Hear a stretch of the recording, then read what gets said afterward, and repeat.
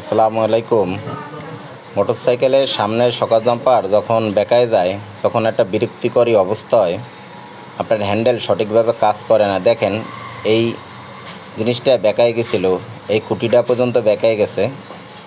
দেখেন রডের কি অবস্থা, এই যে কি প্রচণ্ড পরিমাণে বেঁকায় গেছে দুয়োটা রড। এই জিনিসটাকে ঠিক করালো, এই দেখেন অ্যাকুরেট হয়ে গেছে, এটাও অ্যাকুরেট হয়ে গেছে। হাইড্রোলিক মেশিনে ঠিক করা এটা।